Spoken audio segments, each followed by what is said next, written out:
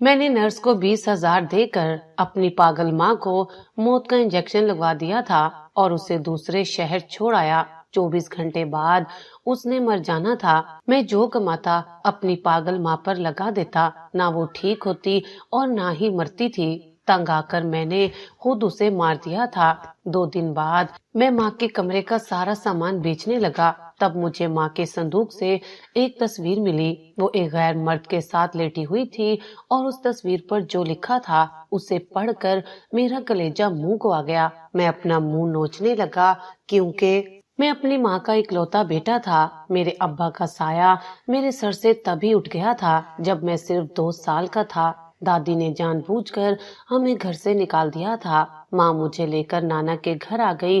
نانا اماں کی دوسری شادی کرنا چاہتے تھے مگر ماں نے انکار کر دیا کہ اب وہ باقی کی زندگی میرے ساتھ گزارنا چاہتی ہیں۔ ماں کسی پر بوجھ نہیں بننا چاہتی تھی، اس لیے وہ سارا دن لوگوں کے گھروں میں کام کرتی اور مجھے پڑھا لکھا کر بڑا انسان بنانا چاہتی تھی۔ انہوں نے مجھے کسی بھی چیز کی کمی محسوس نہیں ہونے دی۔ اس وقت مجھے لگتا تھا میں اپنی ماں کے بغیر ایک پل بھی زندہ نہیں رہ سکتا۔ میں ان کا ہاتھ پکڑ کر سوتا تھا۔ وقت گزرتا گیا اور پڑھ لکھ کر میری ایک بہت اچھی کمپنی میں جاب لگ گئی۔ میں نے ماں کا کام پر جانا بند کروا دیا تھا۔ زندگی کے بہت اچھے دن آ گئے تھے۔ کئی سالوں بعد میں نے ماں کو دل سے مسکراتا دیکھا تھا۔ اب وہ چاہتی تھی کہ میری جلدی سے شادی ہو جائے اور ان کا ہر خواب پورا ہو جائے گا۔ ملازمت کے دوران مجھے سائرہ پسند آ گئی تھی۔ وہ بہت ہی خوبصورت، پڑھی لکھی اور جیسے میں چاہتا تھا بالکل ویسے ہی تھی۔ میں نے اماں سے اپنی پسند کا ذکر کیا تو انہوں نے ایک لمحہ نہیں سوچا اور اگلے ہی دن بیمار ہونے کے باوجود رشتہ لے کر سائرہ کے گھر پہنچ گئیں۔ احمر کی پسند میری سر آنکھوں پر۔ اماں نے خوشی سے سائرہ کا سر ماتھا چوما تھا اور اپنی واحد سونے کی چوڑی اسے پہنا دی تھی۔ شادی کی تیاریاں شروع ہوئیں۔ اماں نے اپنے لیے ایک نیا جوڑا تک نہیں بنوایا، وہی پرانا ریشمی جوڑا جو انہوں نے برسوں پہلے کسی شادی پر پہنا تھا، اسی کو دھو کر استری کر لیا۔ میرے بیٹے کی خوشی ہے، میں نئے کپڑوں کا کیا کروں گی؟ بہو کے لیے اچھے زیور بنواؤں، وہ نئی ہے، اس سے اچھا لگنا چاہیے، وہ ہر ایک کو یہی کہتی۔ لیکن اسی دوران اماں کی طبیعت بگڑنے لگی۔ برسوں کی مشقت، فاقہ کشی اور خاموش ڈپریشن نے ان کے دماغ پر اثر کرنا شروع کر دیا تھا۔ شادی کے چند دن پہلے ہی انہیں پہلا دورہ پڑا تھا۔ وہ اچانک سب کچھ بھول گئی، یہاں تک کہ مجھے بھی پہچاننے سے انکار کر دیا۔ تم کون ہو؟ میرے کمرے میں کیوں گھس آئے ہو؟ باہر نکلو یہاں سے، وہ چیخنے لگی تھی۔ ان کی آنکھوں میں وہ ممتا غائب تھی، وہاں صرف خوف اور اجنبیت تھی۔ ڈاکٹر نے معائنے کے بعد بتایا کہ یہ ڈیمنشیا ہے جو شاید ذہنی دباؤ اور پرانے صدمات کا نتیجہ ہے۔ دورے کی حالت میں وہ سب بھول جاتی مگر جب وہ ٹھیک ہوتی تو انہیں اپنی بیماری کا احساس تک نہ ہوتا۔ وہ دوبارہ وہی محبت کرنے والی ماں بن جاتی۔ شادی ہو گئی، سائرہ گھر آ گئی۔ شروع کے چند ماہ تو جیسے تیسے گزرے اور پھر اماں کے دورے تکرار کے ساتھ پڑنے لگے۔ وہ کبھی کچن میں جلتا ہوا چولہا کھلا چھوڑ دیتی، کبھی آدھی رات کو گھر کا بیرونی دروازہ کھول کر گلی میں نکل جاتی اور کبھی سائرہ کو دیکھ کر شور مچا دیتی کہ یہ چور ہے۔ احمر، یہ کیا مذاق ہے؟ تمہاری ماں نے آج پھر میرے جہیز کے کپڑے الماری سے نکال کر صحن میں پھینک دیے ہیں اور کہنے لگی کہ یہ کسی فقیرنی کے ہیں۔ میں یہ سب مزید برداشت نہیں کر سکتی، سائرہ نے غصے سے پھنکارتے ہوئے کہا۔ سائرہ میری جان، وہ بیمار ہیں، وہ جان بوجھ کر ایسا نہیں کرتی، تم تھوڑا حوصلہ رکھو۔ میں نے اسے گلے لگا کر ٹھنڈا کرنے کی کوشش کی۔ حوصلہ؟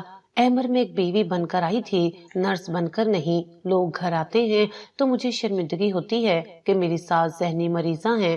محلے والے طرح طرح کی باتیں کرتے ہیں۔ مجھے لگتا ہے کہ ان کے ساتھ رہ رہ کر میں خود بھی پاگل ہو جاؤں گی۔ یا تو انہیں کسی پاگل خانے بھجواؤ یا پھر میں چلی جاتی ہوں۔ سائرہ کے الفاظ زہر میں بجھے ہوئے تھے۔ آہستہ آہستہ سائرہ کی روز روز کی شکایتوں نے میرے دل میں جگہ بنانا شروع کر دی۔ میں جب دفتر سے تھکا ہارا آتا، سائرہ کی تلخ باتوں اور طعنوں کا سامنا کرنا پڑتا۔ معاشرے کے لوگوں کی عجیب نظریں میرے لیے بوجھ بنتی جا رہی تھیں۔ مجھے محسوس ہونے لگا کہ میری ترقی، میری ازواجی زندگی کا سکون اور میرا روشن مستقبل اس بوڑھی بیمار عورت کی وجہ سے داؤ پر لگ گیا ہے۔ وہ عورت جس نے مجھے جنم دیا تھا اب مجھے اپنی دشمن لگنے لگی تھی۔ تمہارا حتمی حل کیا ہے سائرہ؟ मैं इन्हें किसी अस्पताल नहीं भेज सकता, लोग बातें करेंगे। एक रात मैंने आजिज आकर पूछा, हल बहुत सादा है, इन्हें कहीं दूर किसी दूसरे शहर ले जाकर छोड़ आओ, जहाँ कोई इन्हें न जानता हो, न इनका पता मिले। अगर ये यहाँ रही तो हमारी जिंदगी जहन्नुम बनी रहेगी। देखो अमर, हमें अपनी जिंदगी जीनी है, हमें अपने मुस्तकबिल के बारे में सोचना है। कब तक इस बोझ को ढूंढते रहेंगे? सायरा ने मेरे कंधे पर सर रखकर धीमे और पुरफरेब लहजे में कहा, उस रात में एक पल ना सो सका। जमीर की आवाज बुलंद थी, मगर बीवी की मोहब्बत और नाम नेहाद सुकून की ख्वाहिश इससे ज्यादा ताकतवर साबित हो रही थी। मैंने फैसला कर लिया कि मैं अम्मा को किसी ऐसी जगह छोड़ाऊंगा जहाँ से वो कभी वापस ना आ सके। कराची का साहिल समंदर इस काम के लिए बेहतरीन था। वहाँ बहुत रश होता था और अम्मा को अक्सर दिन के वक्ती दौरे पड़ते थे। आज वही मनहूस दिन था। मैंने अम्मा से झूठ कहा कि हम सैर के लिए जा रहे हैं। वो एक छोटे बच्चे की तरह खुश थी। उन्होंने वही पुराना रेशमी जोड़ा पहना हुआ था। अहमर बेटा, सच में तू मुझे समंदर दिखाने के लिए जा रहा है? तू कितना अच्छा है मेरे लाल। उन्होंने मासूमियत से मेरा हाथ थामकर पूछा। हाँ अम्मा, आप बहुत दिनों से घर में कैद थी, आज खूब सैर करेंगे। मैंने उनकी आंखों में झांकने की हिम्मत न पाकर नजरें चुराते हुए कहा। हम साहिल पर पहुंचे। वहां लोगों का हजूम था। समंदर की लहरें शोर मचा रही थी। बच्चे अपने वालिदैन के साथ रेत के घरौंदे बना रहे थे। हर तरफ कहके थे, मगर मेरे सीने में खौफनाक खामोशी थी। मैंने अम्मा का हाथ मजबूती से पकड़ा हुआ था, लेकिन जैसे ही हम रश के ऐन दरमियान पहुंचे, मैंने महसूस किया कि अम्मा का हाथ ढीला पड़ रहा है। उनकी नजरें भटकने लगी। वही मखसूस कैफियत तारी हो रही थी। उनका दौरा शुरू हो चुका था। अहमर, ये कहाँ आ गए हम? ये इतने लोग कौन हैं? मेरा घर कहाँ है? उनकी आवाज में लर्जिश और बेयकीनी थी। यही वो मौका था जिसका मैं इंतजार कर रहा था। मैंने आहिस्तगी से मगर जानबूझकर अपना हाथ उनके हाथ से छुड़ा लिया। वो एक लम्हे के लिए ठटकी। शायद उन्हें एहसास हुआ कि वो सहारा छिन गया है। अहमद बेटा, कहाँ गए तुम? मेरा हाथ पकड़ लो, यहाँ बहुत रश है, मैं खो जाऊंगी, मुझे डर लग रहा है। अहमद, वो पागलों की तरह चारों तरफ देखने लगी। मैंने पीछे मुड़कर देखने की जिसारत ना की। मैं तेजी से लोगों के हजूम को चीरता हुआ आगे बढ़ता गया। मेरे चेहरे से ठंडे पसीने बह रहे थे। दिल इतनी जोर से धड़क रहा था जैसे पसलियां तोड़कर बाहर निकल आएगा। पीछे से उनकी हनीफ आवाज अब भी सुनाई दे रही थी। अहमद बेटा, मेरी बात सुनो, मुझे अकेला मत छोड़ो। लेकिन मैं भागता रहा। मैंने अपनी माँ को, अपनी जन्नत को उस बेरहम हजूम और लहरों के रहमो करम पर तन्हा छोड़ दिया था। मैं गाड़ी में आकर बैठा तो मेरा पूरा जिस्म कांप रहा था। मैं वापस मुल्तान आ गया, मगर मेरा दिल अब भी वहीं उसी साहिल की गर्म रेत पर पड़ा तड़प रहा था। घर पहुंचकर सायरा को बताया तो उसकी आंखों में एक फातिहाना चमक थी। शुक्र है, अब हम सुकून से जी सकेंगे। हम ये घर भी जल्द ही बदल देंगे, ताकि अगर वो ठीक भी होकर वापस आना भी चाहें तो उन्हें हमारा सुराग न मिल सके। सायरा ने मुस्तकबिल के रंगीन मंसूबे बनाना शुरू कर दिए। मैंने खामोशी से सर झुका लिया। मुझे उस वक्त नहीं मालूम था कि जिस सुकून की खातिर मैंने अपनी माँ का सौदा किया है, वो सुकून अब अबद तक मेरी जिंदगी में कभी नहीं लौटेगा। मैंने एक ऐसी आग को दावत दी थी जिसने मुझे और मेरी नस्लों को जलाना था। साहिल की वो तपती रेत और लहरों का शोर मेरे कानों में आज भी किसी चीख की तरह गूंजता था। मुल्तान से वापसी का सफर मैंने किसी लाश की तरह तय किया था। सायरा मेरे बराबर बैठी थी और उसके चेहरे पर एक फातिहाना मुस्कुराहट थी, जैसे उसने कोई बहुत बड़ी जंग जीत ली हो। अब सुकून हुआ ना अहमद? देखना अब हमारी जिंदगी कितनी पुरसकून हो जाएगी। सायरा ने मेरा हाथ थामते हुए कहा। उसके लहजे में रकत थी, ना अफसोस बल्कि एक अजीब सी तमानियत थी। सुकून पता नहीं सायरा, मुझे तो ऐसा लगता है जैसे मैं अपना ही कोई अज़ू वहीं छोड़ आया हूँ। मैंने खिड़की से बाहर देखते हुए जवाब दिया। सड़क पर दौड़ती गाड़ियां मुझे ऐसे लग रही थी जैसे वो सब मुझसे दूर भाग रही हों। ये सिर्फ शुरू का एहसास है। चंद दिन गुजरेंगे तो तुम खुद मानोगे कि मैं ठीक कह रही थी। एक जहनी मरीजा के साथ पूरी जिंदगी गुजारना कोई मजाक नहीं था। सायरा ने बेपरवाही से कंधे उचकाए और मोबाइल फोन में मगन हो गई। گھر پہنچتے ہی مجھے درو دیوار کاٹنے کو دوڑنے لگے۔ وہ صحن جہاں اماں اکثر بیٹھی تسبیح پڑھتی تھی اب بالکل خالی اور ویران تھا۔ کچن سے ان کی کھانسی کی آواز نہیں آ رہی تھی اور نہ ہی کوئی مجھے یہ کہنے والا تھا کہ احمر بیٹا ہاتھ منہ دھو لو، میں نے تمہارے لیے پراٹھا بنایا ہے۔ احمر کھڑے کیوں ہو گئے؟ جلدی سے اپنا سامان پیک کرو، ہمیں کل ہی یہاں سے نکلنا ہے۔ سائرہ نے کمرے میں جاتے ہوئے ہدایت دی۔ کل؟ اتنی جلدی کیا ہے سائرہ؟ ابھی تو ہم آئے ہیں۔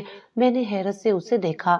تم سمجھے نہیں، اگر کل کو ان کی طبیعت ٹھیک ہو گئی اور کسی نے انہیں پہچان کر یہاں پہنچا دیا تو ہمیں یہ شہر چھوڑنا ہوگا یا کم از کم یہ گھر تو لازمی بدلنا ہوگا تاکہ کوئی سراغ نہ ملے۔ سائرہ کی منصوبہ بندی اتنی گہری تھی کہ میں دنگ رہ گیا۔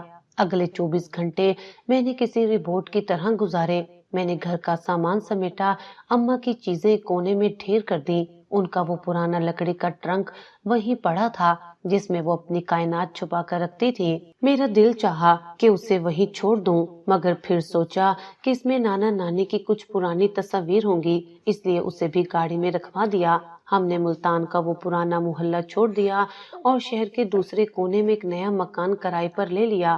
یہ گھر بڑا تھا، نیا تھا اور سائرہ کی پسند کا تھا، مگر یہاں کی ہواؤں میں وہ اپنائیت نہیں تھی جو نانا کے گھر میں تھی۔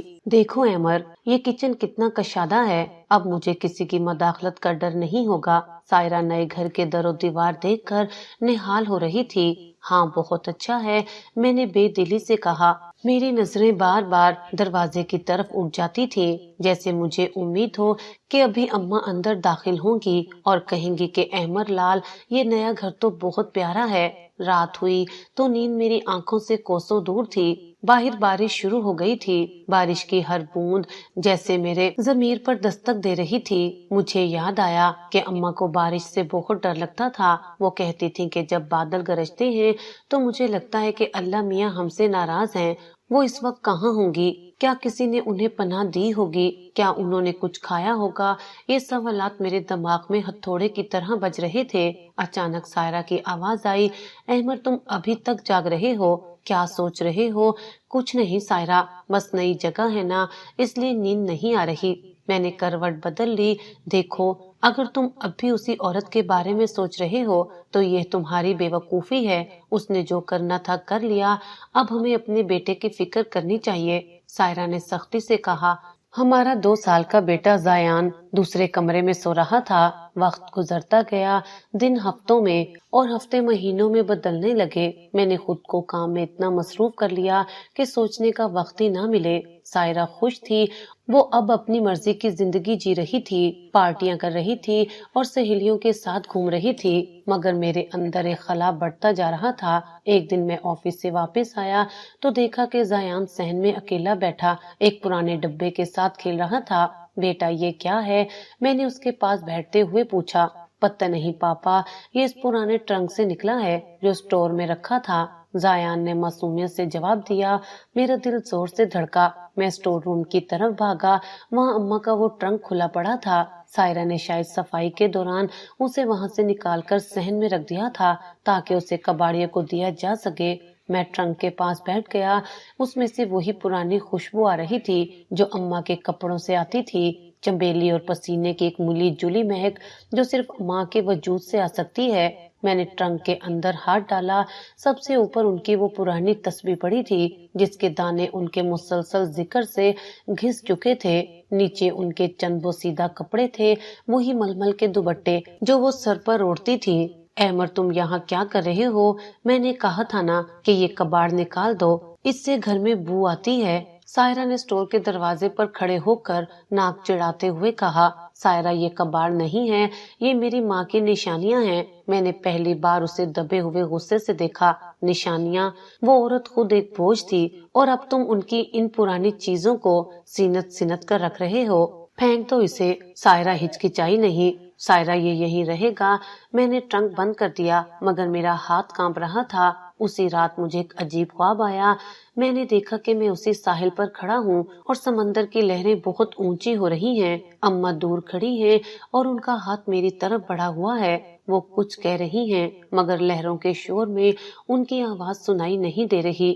میں ان کی طرف بھاگنا چاہتا ہوں مگر میرے پیر ریت میں دھسے ہوئے ہیں۔ اچانک ایک بہت بڑی لہر آئی اور انہیں بہا لے گئی۔ میں چیخ مار کر اٹھ بیٹھا، میرا پورا جسم پسینے میں شرابور تھا۔ سائرہ برابر میں سکون کی نیند سو رہی تھی۔ میں اٹھ کر کچن میں آیا، پانی پیا۔ میرا ضمیر اب مجھے ملامت کرنے لگا۔ وہ تمام لمحے جب اماں نے بھوکا رہ کر مجھے کھلایا تھا، جب انہوں نے اپنی بیماری چھپا کر میری خوشیوں کا خیال رکھا تھا، وہ سب ایک فلم کی طرح میری آنکھوں کے سامنے چلنے لگے۔ میں نے کیا کر دیا؟ میں اتنا سنگ دل کیسے ہو گیا؟ میں نے سر پکڑ کر وہیں فرش پر بیٹھ گیا۔ اگلی صبح میں نے ارادہ کیا کہ میں کراچی جاؤں گا اور انہیں ڈھونڈوں گا۔ میں نے سائرہ کو کچھ نہیں بتایا اور آفس کا بہانہ کر کے گھر سے نکل گیا۔ میں سیدھا ایئرپورٹ پہنچا اور کراچی کی فلائٹ لی۔ ساحل سمندر پر پہنچ کر مجھے وہی جگہ مل گئی جہاں میں نے انہیں چھوڑا تھا۔ میں نے وہاں موجود دکاندار، گھوڑے والے اور اونٹ والوں سے ان کا پوچھا، بھائی یہاں ایک بوڑھی خاتون تھی جن کی ذہنی حالت ٹھیک نہیں تھی، کیا آپ نے انہیں دیکھا؟ میں نے ایک چائے والے سے پوچھا، صاحب یہاں تو روز ہزاروں لوگ آتے ہیں، ہمیں کیا پتا کون سی بوڑھی عورت؟ اس نے بے نیازی سے جواب دیا۔ میں نے کئی گھنٹے وہاں گزارے، ہر چہرے میں اپنی ماں کو ڈھونڈا مگر وہ کہیں نہیں تھی۔ وہاں کا رش دیکھ کر مجھے احساس ہوا کہ میں نے ان کے ساتھ کتنی بڑی زیادتی کی تھی۔ وہ تو شہر سے بھی واقف نہیں تھی، وہ کہاں گئی ہوں گی؟ میں نا امید ہو کر واپس ملتان آ گیا۔ سائرہ کو میرا یہ رویہ عجیب لگنے لگا تھا۔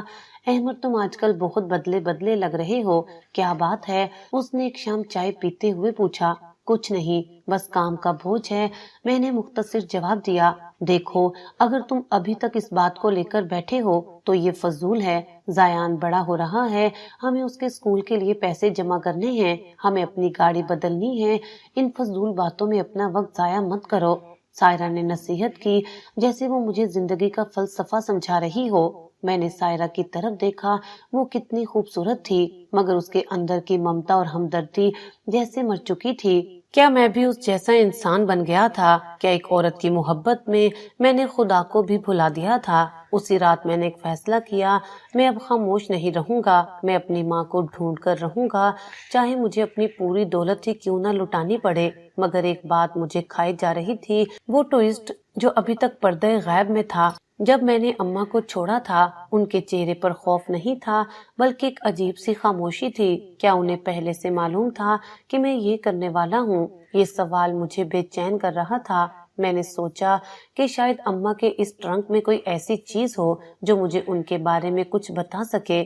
میں دوبارہ اسٹور روم میں گیا اور ٹرنک کھولا۔ اس بار میں نے ایک ایک کپڑے کو غور سے دیکھنا شروع کیا۔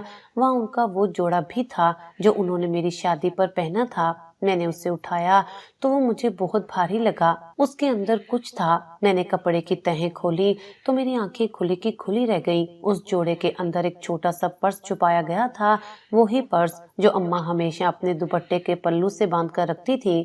میں نے پرس کھولا تو اس میں سے چند پرانے نوٹ، میری بچپن کی ایک تصویر اور ایک کاغذ نکلا۔ وہ کاغذ نہیں بلکہ ایک رسید تھی، کسی اولڈ ہوم کی رسید نہیں بلکہ وہ ایک وصیت نامہ تھا جو نانا نے مرنے سے پہلے اماں کے نام کیا تھا۔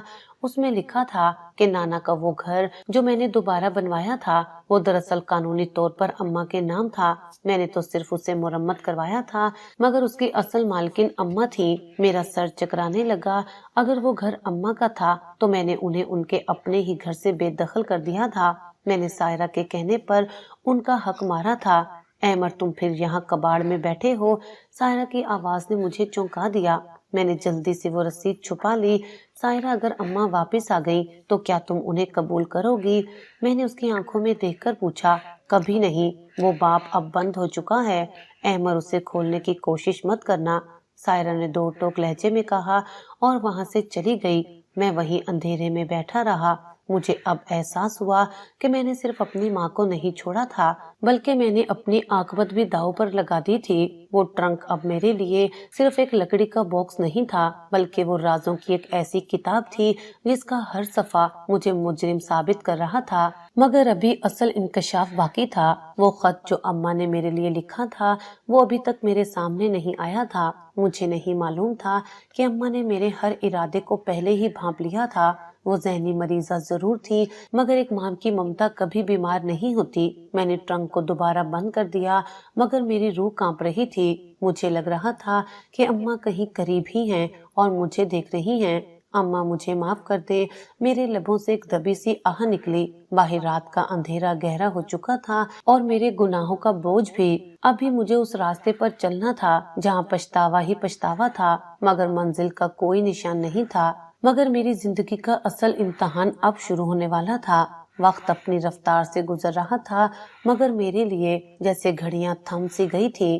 نئے گھر کی آسائشیں، مہنگا فرنیچر اور سائرہ کے کہکے، یہ سب مل کر بھی میرے اندر کے اس سناٹے کو ختم نہیں کر پا رہے تھے جو اماں کے جانے کے بعد پیدا ہوا تھا۔ میں اکثر راتوں کو اٹھ کر صحن میں بیٹھ جاتا اور گھنٹوں اس دیوار کو تکتا رہتا جہاں سے پرندے اڑ کر کہیں دور چلے جاتے تھے۔ احمد، تم پھر یہاں بیٹھے ہو، کیا تمہیں اپنی صحت کا کوئی خیال نہیں؟ سائرہ نے برآمدے میں آتے ہوئے جھنجھلاہٹ سے پوچھا۔ اس کی آواز میں اب وہ محبت نہیں تھی، بس ایک اکتاہٹ سی رہنے لگی تھی۔ صحت؟ سائرہ، کیا تمہیں بھی محسوس ہوتا ہے کہ اس گھر میں ہم 3 نہیں بلکہ 4 لوگ رہتے ہیں؟ میں نے خالی نظروں سے اسے دیکھا، میری آنکھوں کے گرد سیاہ حلقے واضح ہو چکے تھے۔ تمہارا مطلب کیا ہے؟ دیکھو عمر، وہم کا کوئی علاج نہیں ہے، تم خواہ گزری ہوئی بات کو زندگی بنا رہے ہو۔ سائرہ نے لاپرواہی سے شانے اچکائے اور اپنے بال سنوارنے لگی۔ اسے اب صرف اپنی خوبصورتی اور سماجی تقریبات کی فکر رہتی تھی۔ وہ گزری ہوئی بات نہیں ہے سائرہ، وہ میری ماں تھی۔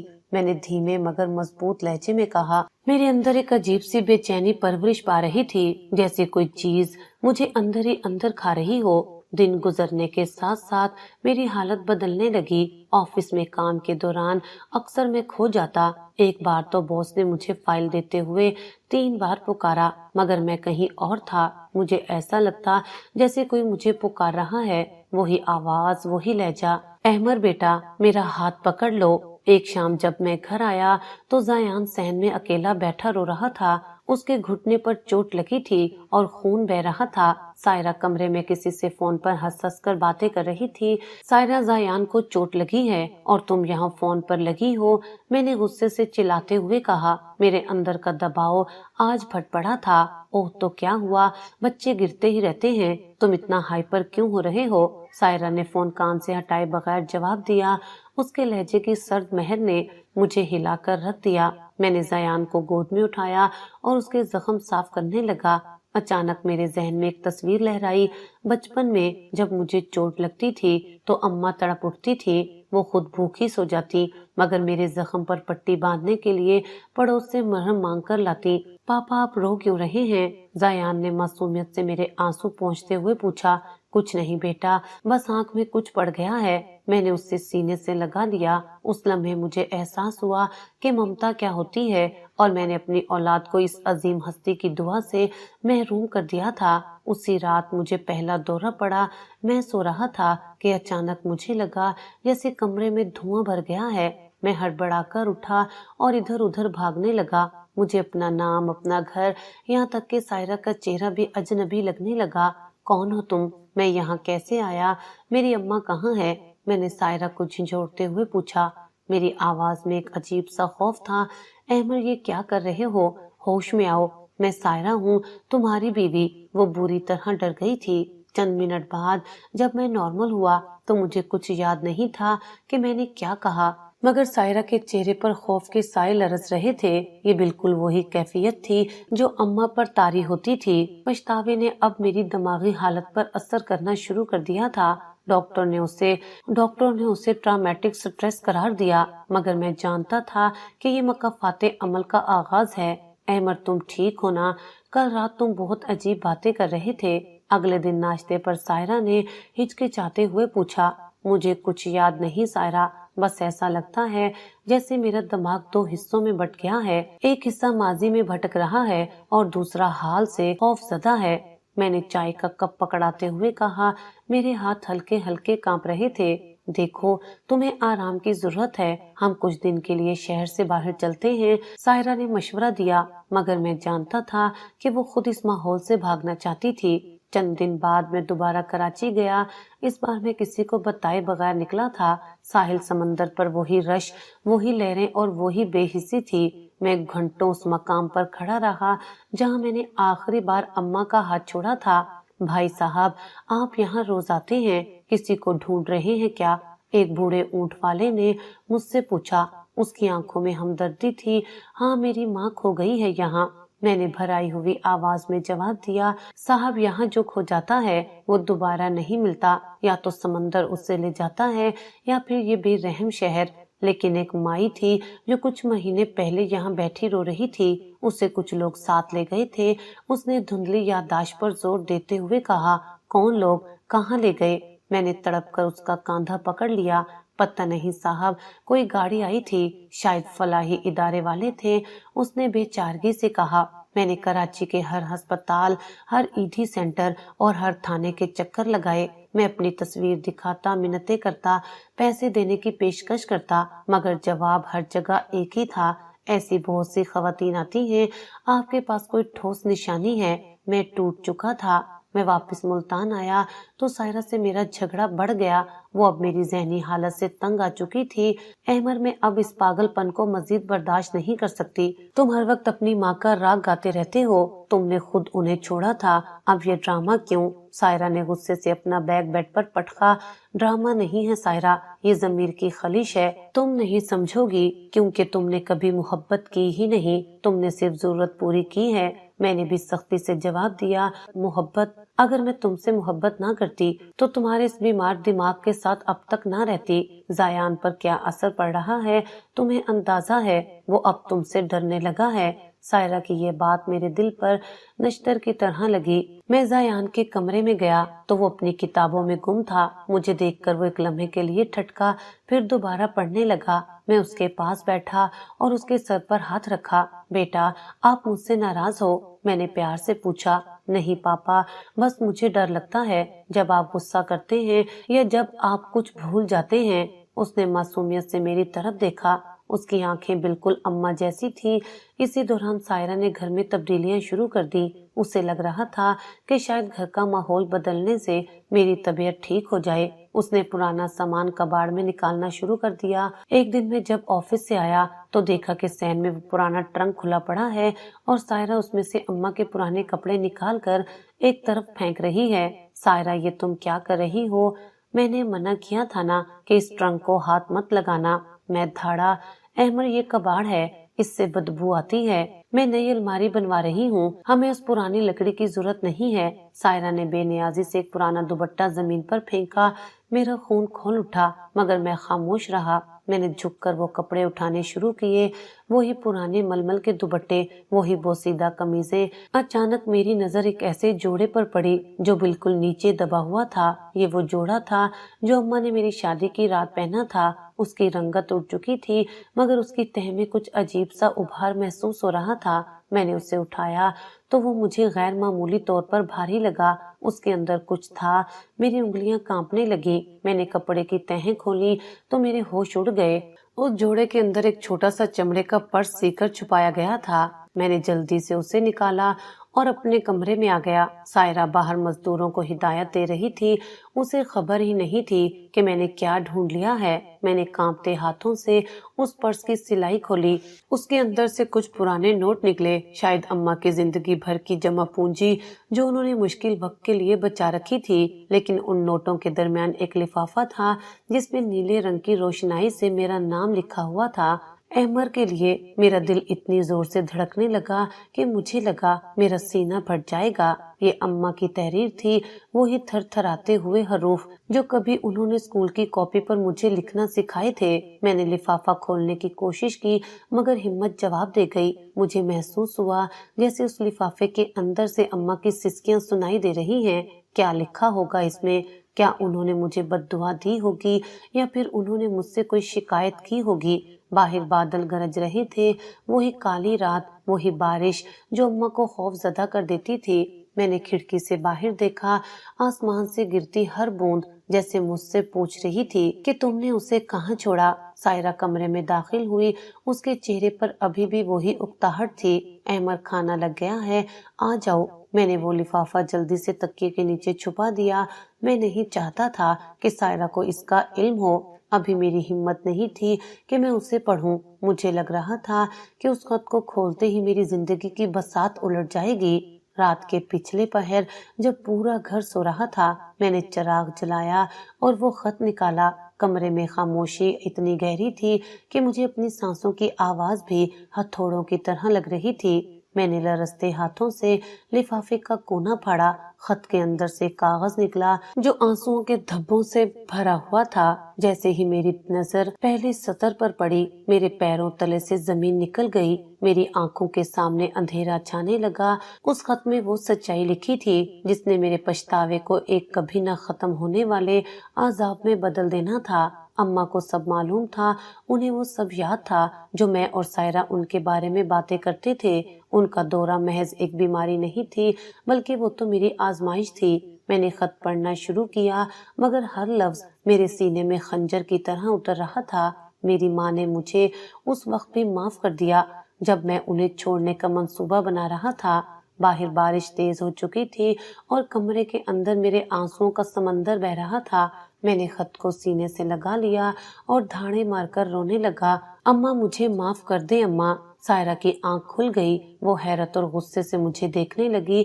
احمر کیا ہوا؟ تم پھر وہی پاگل پن شروع کر رہی ہو؟ میں نے اسے کوئی جواب نہیں دیا۔ میری نظریں سامنے کھڑے زایان پر پڑیں جو کمرے کی اوٹ سے مجھے دیکھ رہا تھا۔ اس کی آنکھوں میں وہ سوال تھا جس کا جواب اب میرے پاس نہیں تھا۔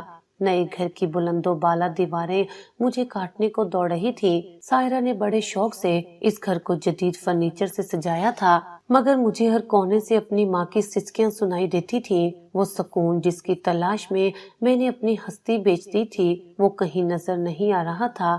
آج میں نے ارادہ کر لیا تھا کہ میں اماں کا وہ ٹرنک کھول کر رہوں گا جسے میں نے ہفتوں سے اسٹور روم کے اندھیرے میں قید کر رکھا تھا۔ میں نے اسٹور روم کا زنگ آلود دروازہ کھولا تو سامنے وہی پرانا لکڑی کا ٹرنک پڑا تھا جس پر وقت کی دھول نے گہری چادر تان لی تھی۔ یہ محض ایک صندوق نہیں تھا، یہ میری ماں کی ممتا کا مدفن تھا، ان کی زندگی بھر کی جمع پونجی کا امین۔ میں نے اسے گھسیٹ کر اپنے کمرے کے بیچوں بیچ رکھا۔ اس کی چرچراہٹ نے خاموش گھر میں ایک ارتعاش پیدا کر دیا۔ سائرہ جو آئینے کے سامنے بیٹھی بڑے اطمینان سے بالوں میں کنگھی کر رہی تھی، آئینے میں میرا عکس دیکھ کر مڑی۔ احمر، یہ کیا کباڑ یہاں لے آئے ہو؟ میں نے صبحی مزدوروں سے کہا تھا کہ اسے باہر کچرے والے کو دے دے، اس سے عجیب سی بو آتی ہے، پورے گھر کا ڈیکوریٹ خراب ہو رہا ہے۔ سائرہ نے ماتھے پر بل ڈال کر ناگواری سے کہا۔ اس کے لہجے کی سردی میرے اعصاب پر ہتھوڑے کی طرح لگی۔ سائرہ، اسے یہیں رہنے دو، یہ میرا آخری فیصلہ ہے۔ میں نے اس کی طرف دیکھے بغیر سپوٹ اور فیصلہ کن لہجے میں جواب دیا۔ میرے لہجے میں وہ کاٹ تھی جس نے اسے کچھ دیر کے لیے خاموش کر دیا۔ میں زمین پر بیٹھ گیا۔ میں نے کانپتے ہاتھوں سے ٹرنک کا وہ پرانا تالا کھولا جسے اماں اپنی جان سے زیادہ عزیز رکھتی تھی۔ جیسے ہی ڈھکن کھلا، چنبیلی اور پرانے کپڑوں کی ایک ملی جلی مہک کمرے میں پھیل گئی۔ اندر میں وہی پرانی دنیا بسی تھی، ململ کے دوپٹے، ایک پرانی تسبیح اور وہ سوتی کپڑے جو اب دھل دھل کر وہ سیدھا ہو چکے تھے۔ سب سے نیچے وہی ریشمی جوڑا تھا جو اماں نے میری شادی پر پہنا تھا، وہی جوڑا جو انہوں نے کئی بار دھو کر استری کیا تھا کیونکہ ان کے پاس نیا خریدنے کے پیسے نہیں تھے۔ انہوں نے تو وہ پیسے بھی میری شیروانی کے لیے بچا لیے تھے۔ جیسے ہی میں نے اس جوڑے کو اٹھایا، اس کے نیچے سے ایک سفید لفافہ برآمد ہوا جس پر بڑے واضح الفاظ میں میرا نام لکھا تھا۔ لفافہ دیکھتے ہی میرے ماتھے پر ٹھنڈا پسینہ آ گیا۔ میرا دل اتنی زور سے دھڑکا کہ مجھے اپنی پسلیاں ٹوٹتی ہوئی محسوس ہوئیں۔ میں نے لرزتے ہاتھوں سے وہ خط کھولا اور جیسے ہی پہلی سطر پڑھی، میری آنکھوں کے سامنے اندھیرا چھانے لگا۔ میرے بیٹے، میری جان احمر، میری زبان سے ایک ہولناک سسکی نکلی۔ میری ماں، میری پیاری ماں۔ میری آنکھوں سے آنسو ٹوٹ کر کاغذ پر گرے اور نیلی روشنائی پھیلنے لگی جیسے وہ رو رہی ہو۔ خط میں لکھا تھا، میرے بیٹے، میں تمہاری اور تمہاری بیوی کی ساری باتیں سن چکی ہوں۔ تم مجھے دور کہیں چھوڑاؤ گے، اس کا اندازہ مجھے تبھی ہو گیا تھا جب ایک رات تم سائرہ سے کہہ رہے تھے کہ تم فکر نہ کرو، میں اس کا حل نکال لوں گا۔ احمر، ماں کا دل تو ویسے ہی کمزور ہوتا ہے، مگر میں نے اس دن خود کو پتھر کر لیا تھا۔ میں جانتی ہوں کہ جب تم یہ خط پڑھو گے تو میں تم پر بوجھ بن چکی ہوں گی اور تم اس بوجھ کو اتار کر کسی اجنبی جگہ پھینکاؤ گے۔ مجھے دورہ پڑتا ہے اور مجھے یاد نہیں رہتا، یہ سچ ہے، لیکن میرا دل کبھی نہیں بھولتا کہ تم میرے وہی چھوٹے احمر ہو جسے میں نے لوگوں کے گھروں میں برتن مانج کر اور فاقے کاٹ کر پالا تھا۔ تمہارا چہرہ میں اس دورے کی حالت میں بھی نہیں بھولتی جب تم بچپن میں بیمار پڑتے تھے اور میں کئی کئی راتیں تمہارے سرہانے جا کر گزارتی تھی۔ اگر میرا وجود تمہاری خوشیوں میں رکاوٹ ہے تو میں خود تمہارے ساتھ چلوں گی، میں تمہیں روکوں گی نہیں۔ میں نے خود کو سینے سے لگا لیا، میرے اندر ایک قیامت برپا تھی۔ اماں کو سب معلوم تھا، وہ جانتے بوجھتے ہوئے اس ذلت کے سفر پر میرے ساتھ چل پڑی تھی تاکہ ان کا بیٹا خوش رہ سکے۔ میں تمہیں بد دعا نہیں دوں گی احمر، کیونکہ ماں کی زبان پر بد دعا نہیں آتی، مگر میری بات یاد رکھنا، ہمیشہ خدا سے ڈرنا، کیونکہ ماں کو چھوڑنے والے کو دنیا کبھی سکون نہیں دیتی۔